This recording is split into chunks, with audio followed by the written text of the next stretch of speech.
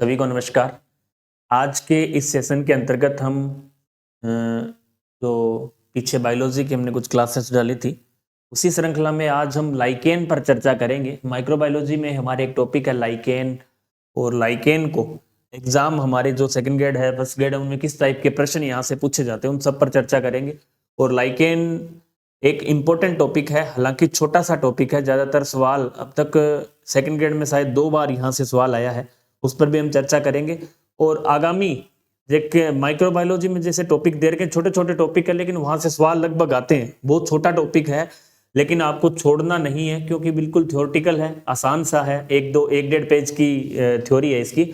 उसके बाद आपके सेकंड ग्रेड हो चाहे फर्स्ट ग्रेड हो, उसमें हमारे जो सवाल हैं वो पूरे सही हो जाते हैं। तो आप निश्चिंत रूप से इसको ये मानकर चलें कि 101% जो हमारे सवाल है इस थ्योरी से आएगा। इसकी जो पीडीएफ है, वो जो जिन विद्यार्थियों ने सेकंड ग्रेड साइंस की टेस्ट सीरीज हमारी जो चल रही है वो ले रखी है, उसके अंदर आपको अवेलेबल रहेगी। तो हम चर्चा करते हैं कि लाइकेन, पहला हम 2 सवाल पर चर्चा कर लें। यहाँ पर पहले सेकंड ग्रेड के अंतर्गत जो 2000 हमारा 16 या 18 के पेपर में एक सवाल आया था कि इनका जो भाग है कि किस भाग से ये मिलकर बनी होती है। जैसे हम बात करें, इसके 2 पार्ट है लाइकेन के अंतर्गत। एक पार्ट इसका कवक का होता है और एक पार्ट इसका शैवाल का होता है। तो वहां पूछा था कवक और शैवाल के जो पार्ट है उनके कार्य पूछे गए थे आपसे कि कवकांश क्या कार्य करता है और शैवालांश फाइकोबायोन्ट और माइकोबायोन्ट क्या कार्य करते हैं। एक बार प्रश्न आया था SO2 से रिलेटेड, शायद पिछली बार ये एग्जाम में आया, ये पिछली बार, कि SO2 किसके प्रति, लाइकेन है जो किसके प्रति सक्रिय होती है, संवेदनशील होती है, वायु प्रदूषण के प्रति होती है, और वायु प्रदूषण में भी SO2 के प्रति। तो अब तक यहाँ से 2 सवाल पूछे गए। इसके अलावा यहाँ से जो सवाल की संभावना है वो इकोनॉमिक इंपोर्टेंट वाला जो पार्ट है इसका, वहां से इंपोर्टेंट है। इसके जो पार्ट्स हैं, कौन सी शैवाल इसका भाग किसमें, कवकांश कवक का कौन से कवक क्लासेज पाई जाती है, मुख्य रूप से शैवाल की कौन सी क्लास पाई जाती है, सामान्य रूप से किस प्रकार के शैवाल इसके उदाहरण हो सकते हैं। इस प्रकार के प्रश्न यहाँ से पूछे जाते हैं। तो हमने एक पेज के अंदर इसको समेटा है। तो आप 5-7 मिनट का ये वीडियो है और इंपॉर्टेंट है, इसको आप ध्यान से सुनेंगे। तो हम शुरुआत करते हैं कि सबसे पहले हम देखें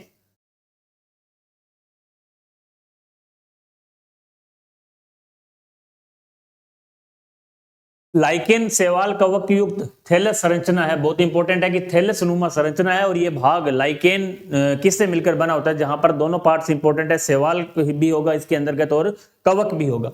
और जो शैवाल व कवक का सहज जीवी संबंध है, इंपॉर्टेंट है, इन दोनों का सहज जीवी, परजीवी नहीं, सहज जीवी मतलब दोनों का योगदान है, दोनों को एक दूसरे की जरूरत है, दोनों एक दूसरे के लिए जीते हैं। देखें हम इसमें शैवाल जो घटक है, इसके 2 घटक हैं, हम बात कर चुके हैं, शैवाल घटक और कवक घटक। शैवाल घटक की बात करें तो इसको शैवालांश हिंदी में बोलते हैं, और इंग्लिश टर्मिनोलॉजी बहुत इंपॉर्टेंट है, वो है फाइकोबायोन्ट। फाइकोलॉजी से लिया गया है फाइकोबायोन्ट, और माइकोलॉजी से लिया गया है माइकोबायोन्ट। माइकोबायोन्ट शब्द है कवकांश और फाइकोबायोन्ट शब्द है शैवाल से रिलेटेड, ये कहलाता है। यहां हम बात करें फाइकोबायोन्ट की, प्रश्न इंपॉर्टेंट है कि प्रकाश संश्लेषण, आपको पता है कि शैवाल का कार्य है प्रकाश संश्लेषण करना। कवक वाले भाग में क्लोरोफिल नहीं पाया जाता, इसलिए उनमें प्रकाश संश्लेषण नहीं होता है। और फाइकोबायोन्ट इस पार्ट में प्रकाश संश्लेषण होता है, क्योंकि इनमें क्लोरोफिल पाया जाता है। माइकोबायोन्ट ये कवक घटक को आश्रय देता है, ये कवक घटक को आश्रय देता है, शैवाल घटक को आश्रय देता है। वह खनिज लवणों का अवशोषण करता है, वह खनिज लवणों का क्या करता है, अवशोषण करता है। 2 कार्य हैं इसके। ये जैसे फाइकोबायोन्ट की काम किया तो ये मुख्य रूप से क्या कर रहा था, प्रकाश संश्लेषण करने का काम कर रहा था। माइकोबायोन्ट ये शैवाल जो घटक है उसको क्या दे रहा है, आश्रय देता है, वह खनिज लवणों का अवशोषण करता है। एरिक एकेरियस को, कई बार सवाल यहां से पूछा जाता है कि एरिक एकेरियस को लाइकेन विज्ञान का जनक कहा जाता है। लाइकेन शहरों के आसपास नहीं पाए जाते हैं, क्योंकि वायु प्रदूषण अधिक होता है। लाइकेन SO2 प्रति, सल्फर डाइऑक्साइड जो गैस है उसके प्रति अधिक संवेदनशील होते हैं। इसी तरह शैवालांश फाइकोबायोन्ट और मुख्य रूप से क्लोरोफाइसी। अब देखो इंपॉर्टेंट है कि जो शैवाल वाला पार्ट है वो भी किस फैमिली से, आगे हम इसके बाद जो हमारी क्लास रहेगी वो रहेगी शैवाल पर। शैवाल की हम क्लासों की बात करेंगे कि किन किन क्लास है, जैसे क्लोरोफाइसी है, फियोफाइसी है, रोडोफाइसी है, जेंथोफाइसी है, मिक्सोफाइसी है, साइनोफाइसी है। उनमें से क्लोरोफाइसी 80% जो शैवालांश है, फाइकोबायोन्ट वाला जो पार्ट है वो किसका पाया जाता है, क्लोरोफाइसी का ही पाया जाता है, क्लोरोफाइसी। और 20% पार्ट मिक्सोफाइसी या साइनोफाइसी का होता है। इसके अलावा ये स्वच्छ जल में पाई जाने वाली, देखो ये ज्यादातर अशुद्ध जल में पाई जाती है, समुद्री जल या खारे पानी में पाई जाती है, लेकिन एकमात्र कह सकते हैं कि स्वच्छ जल में जो पाई जाती है वो है हाइमेनेलिया लैक्स्ट्रिस। हाइमेनेलिया लैक्स्ट्रिस जो हमारी लाइकेन है वह शुद्ध जल में पाई जाती है। लाइकेन में पाए जाने वाले हरे शैवाल ट्रिबोक्सिया, क्लेडोफोरा और प्लूरोकोकस। ट्रिबोक्सिया है, क्लेडोफोरा है, प्लूरोकोकस है। ट्रिबोक्सिया है, क्लेडोफोरा है और प्लूरोकोकस है। ये सब किस में पाई जाती है? लाइकेन हरे शैवालों के अंदर पाई जाती है। अब आपसे प्रश्न पूछा भी गया कि सामान्य रूप से हरे शैवालों में कौन सी लाइकेन है जो पाई जाती है? वो है लाइकेन में हरे शैवाल, ऐसी कौन सी हरे शैवाल है जो ज्यादातर किस में पाई जाती है? लाइकेन में। ये है ट्रिबोक्सिया ऐसी ग्रीन एल्गी है जो ज्यादातर सामान्य रूप से, कॉमन रूप से किस में पाई जाती है? लाइकेनों में पाई जाती है। इसी तरह नीलहरित शैवाल जो लाइकेन में पाए जाते हैं वो है नोस्ट्रोक और एनाबीना। नीलहरित शैवाल जो 20% की हमने बात की थी साइनोफाइसी की, उसमें हमारे है नॉनस्ट्रोक और एनाबीना। और ग्रीन एल्गी की बात करें तो ट्रिबोक्सिया है, क्लेडोफोरा है, प्लूरोकोकस, दोनों इसमें पाई जाती है। नीलहरित शैवाल में आगे हम इसके वर्गीकरण की बात करें कि आवास के आधार पर, कवक घटक के आधार पर, थैलस के आधार पर। यहाँ इंपॉर्टेंट जो वर्गीकरण है वो है हमारा कवक घटक के आधार पर। कवक घटक किस प्रकार का, उसके आधार पर भी इसका वर्गीकरण किया गया, तो वो बहुत ही महत्वपूर्ण है। आवास के आधार पर यदि हम देखें,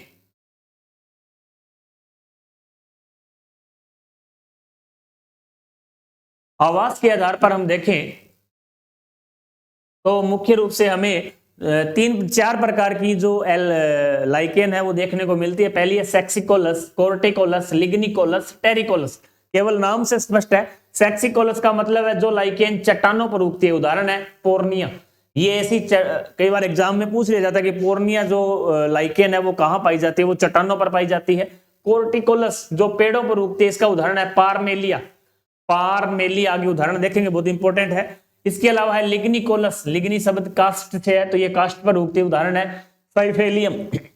इसी तरह टेरिकोलस उदाहरण मृदा पर उगती है, इसका उदाहरण है क्लेडोनिया। ये मृदा पर उगती है, ये क्लेडोनिया है। तो आपको 4 प्रकार से ध्यान में रखना है। सेक्सिकोलस है, कोर्टिकोलस है, लिग्निकोलस है और टेरिकोलस है। यदि सेक्सिकोलस की बात करें तो लाइकेन जो चट्टानों पर उगती है। यदि हम कोर्टिकोलस की बात करें तो पेड़ों पर उगती है। लिग्निकोलस की बात करें तो कास्ट लकड़ी पर उगती है और टेरिकोलस की बात करें तो मृदा पर उगती है।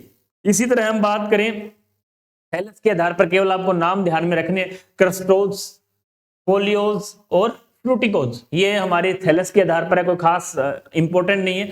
यदि हम बात करें इंपॉर्टेंट की, ये वर्गीकरण काफी इंपॉर्टेंट है कि कवक के घटक आधार पर, कवक घटक के आधार पर इसको 2 भागों में बांटा है, एस्कोलाइकेन और बेसिडियोलाइकेन। आपने कवक पढ़ा था तो आपको ध्यान होगा एस्को फाइकोमाइसिटीज, एस्कोमाइसिटीज, बेसिडियोमाइसिटीज और ड्यूटेरोमाइसिटीज। हमने मुख्य रूप से 4 इसकी क्लासेज पढ़ी थी वर्गीकरण के अंतर्गत। तो यहाँ 2 क्लासेज हम यहाँ देखेंगे। एस्कोलाइकेन का मतलब है एस्कोमाइसिटीज कवक घटक यहाँ पाया जा रहा है। बेसिडियोलाइकेन का मतलब है कि बेसिडियोमाइसिटीज कवक घटक हमारा पाया जा रहा है। एस्कोलाइकेन की यदि बात करें, कवक घटक क्या होगा? एस्कोमाइसिटीज का सदस्य होगा। और बेसिडियोलाइकेन की बात करें तो यहाँ कवक घटक क्या होगा? बेसिडियोमाइसिटीज का सदस्य होगा। इसी तरह हम बात करें एस्कोलाइकेन में मुख्य रूप से हरे शैवाल। अब हम वहां देख रहे थे हरे शैवाल का जो कॉम्बिनेशन है वो किसके साथ है? एस्कोमाइसिटीज कवक के साथ है। और शैवाल घटक यदि मिक्सोफाइसी की हम बात करें तो वो किसके साथ है? बेसिडियोमाइसिटीज की। तो आपको दोनों तरफ से ये ध्यान में रखना है कि यदि हम शैवाल की बात करें तो शैवाल की 2 क्लासें, क्लोरोफाइसी और मिक्सोफाइसी या साइनोफाइसी, और उधर एस्कोमाइसिटीज और बेसिडियोमाइसिटीज आपको ध्यान में रखने। एस्कोमाइसिटीज, बेसिडियोमाइसिटीज, क्लोरोफाइसी और मिक्सोफाइसी। अब एस्कोलाइकेन का मतलब है एस्कोमाइसिटीज और इसके साथ क्या आएगा? ग्रीन एल्गी या हरे शैवाल, जिसको हम बोलेंगे क्लोरोफाइसी। इसकी तरह बेसिडियोमाइसिटीज, बेसिडियोलाइकेन, इसके साथ क्या आएगा हमारा? मिक्सोफाइसी या साइनोफाइसी। ये आपको कॉम्बिनेशन ध्यान में रखना है, यहां से भी आगे प्रश्न पूछा जा सकता है। इसी तरह हम देखें शैवाल के अंदर लाइकेन में पाए जाने वाले हरे शैवाल, यदि हम बात करें, इंपॉर्टेंट है, पहले देख चुके हैं कि लाइकेन में पाए जाने वाले हरे शैवाल ट्रिबोक्सिया है, प्लूरोकोकस है। ट्रिबोक्सिया है और प्लूरोकोकस है। ट्रीबोक्सिया ध्यान में रखना है, और प्लूरोकोकस आपको ध्यान में रखना है, दोनों ही ग्रीन एल्गी है। इसी तरह नीलहरी शैवाल में पाई जाने वाले शैवाल क्या है, नॉन स्टॉक एनाबीना है। अब लाइकेन की हम बात करें तो यहाँ क्लोरोफाइसी आपको पता है 80% और मिक्सोफाइसी या साइनोफाइसी के सदस्य 20% इसके अंतर्गत पाए जाते हैं। इसके अलावा लैंगिक जनन कवक घटक द्वारा संपन्न होता है, बहुत इंपॉर्टेंट है। इनमें लैंगिक जनन कवक घटक द्वारा संपन्न होगा। स्त्री जन्नांग इनको बोलेंगे कार्पोगोनियम। कई बार पूछ लिया जाता है कि लाइकेन का स्त्री जन्नांग क्या कहलाता है, तो आपको ध्यान में रखना है कार्पोगोनियम।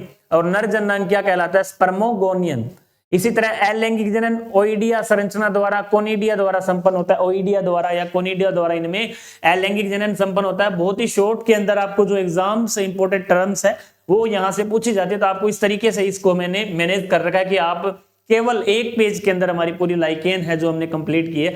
इसी तरह पारिस्थितिकी महत्व की बात करें तो नगन चट्टानों पर सबसे पहले यही पादप उगते हैं। जो चट्टानें होती है सबसे ज्यादा कहाँ उगती हैं, ऐसी चट्टानों पर सबसे पहले क्या उगते हैं, नगन चट्टानों के ऊपर लाइकेन उगते हैं। नगन चट्टानों पर सर्वप्रथम क्रस्टोज, फोलियोज, फ्रूटिकोज लाइकेन उगते हैं। जो क्रम हमने देखा था वहां है क्रस्टोज, फिर फोलियोज उगेगी और फिर फ्रूटिकोज उगती है। लाइकेन कुछ अम्ल, कार्बोनिक अम्ल, ऑक्सैलिक अम्ल स्रावित होते हैं चट्टानों के, जैविक अपघटन और मृदा का निर्माण होता है। अब इनके द्वारा कुछ अम्ल स्रावित होंगे, जैसे कार्बोनिक अम्ल है, ऑक्सैलिक अम्ल है। इससे क्या होगा, चट्टानें घसेगी, घसने के बाद इनसे मिट्टी या मृदा का निर्माण होता है। तो ये हमारा क्या था, लाइकेन वाला टॉपिक था। लाइकेन में आज तक जो सवाल पूछे गए थे वो हमने देखे। इसके साथ साथ इसका जो आर्थिक महत्व है वो भी अपने आप में महत्वपूर्ण है। यहां से भी प्रश्न काफी बार पूछे गए हैं, तो हम इसको भी देख लेते हैं। पहला प्रश्न है कि भोजन के रूप में क्लेडोनिया रेंजीफेरिना, बहुत इंपॉर्टेंट है कि क्लेडोनिया रेंजीफेरिना जो हमारी लाइकेन है वो टुंड्रा प्रदेशों में, बर्फ वाले स्थानों में पाई जाती है। रेंडियर हिरण, रेंडियर द्वारा ये खाई जाती है, इसलिए इसे रेंडियर मोस कहते हैं। प्रश्न आया था कि निम्न में से सही मोस का उदाहरण नहीं है।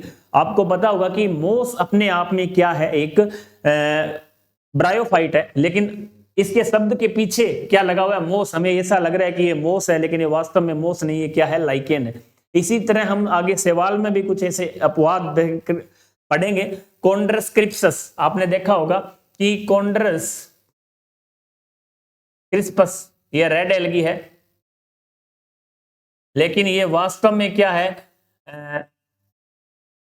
मोस नहीं है, लेकिन इसको भी क्या माना जाता है, मोस माना जाता है। तो आप बहुत से ऐसे एग्जाम्पल हम देखेंगे जिनके पीछे मोस लगा हुआ, जैसे यहां लग गया रेंडियर मोस, लेकिन ये वास्तव में क्या है, मोस नहीं है, ये एक प्रकार की क्या है, लाइकेन है। तो आपके लिए बहुत ही महत्वपूर्ण है रेंडियर मोस, जिनसे क्लेडोनिया रेंजीफेरिना कहते हैं, इसलिए है। आगे देखो, सिट्रेरिया आइलैंडिका, सिट्रेरिया आइलैंडिका, ये इसे क्या कहा गया, आइसलैंड मोस, लेकिन ये भी मोस नहीं है। तो ये कूट मोसेज इनको बोल सकते हैं, नकली मोसेज है, लेकिन हकीकत में मोस है जो हमारी ब्रायोफाइट के अंदर स्टार्ट होती है।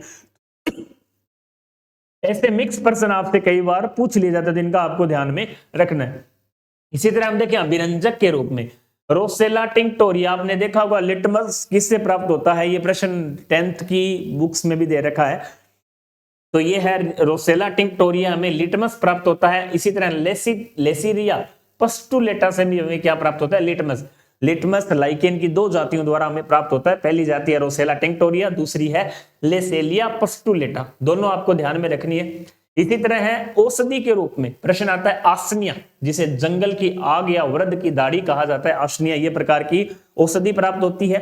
इसी तरह है क्लेडोनिया, इससे भी आर्सेनिक अम्ल इंपॉर्टेंट है। आर्सेनिक अम्ल किससे प्राप्त होता है, क्लेडोनिया से प्राप्त होता है। और एंटीबायोटिक इससे प्राप्त होती है।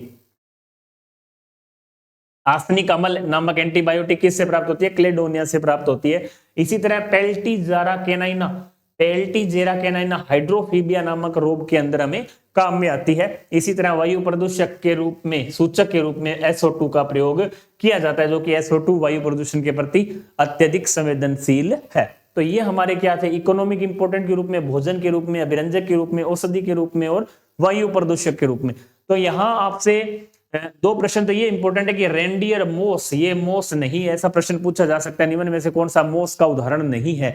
तो ये रेंडियर जो मोस है ये क्या है, एक प्रकार की वो लाइकेन है, लेकिन आपसे पीछे लगा हुआ है मोस, लेकिन वास्तव में ये मोस नहीं है। इसी तरह सिट्रेरिया आइलैंड का, ये भी आइसलैंड मोस, ये भी अपने आप में मोस नहीं है। इस प्रकार के प्रश्न लाइकेन से पूछे जाते हैं। हमने इस 5-7 मिनट के हमारी जो ये क्लास थी, इसके अंदर बहुत ही महत्वपूर्ण प्रश्न हमने किए। लाइकेन में यदि कोई प्रश्न उठेगा तो इससे बाहर जाने की संभावना नहीं है। तो हमारा एक छोटा सा टॉपिक 5-7 मिनट, ये आपके लिए 1 नंबर पक्का करके जाएगा। तो आपको अच्छे से इसको तैयार करना है। पीडीएफ हमने आपको बता दिया है कि इसकी जो पीडीएफ है वो ऐप के अंदर आपको अवेलेबल रहेगी। नेक्स्ट में हम वीडियो के अंदर हम इस सवाल, जो बहुत बड़ा टॉपिक है, उसको हम करेंगे। तब तक के लिए जय हिंद, जय भारत, जय राजस्थान। हम पुनः मिलते हैं अगली क्लास के अंदर। तो आप इसको अच्छे से कवर करें, और पीडीएफ आपको बताया कि आप ऐप के अंदर से डाउनलोड कर सकते हैं।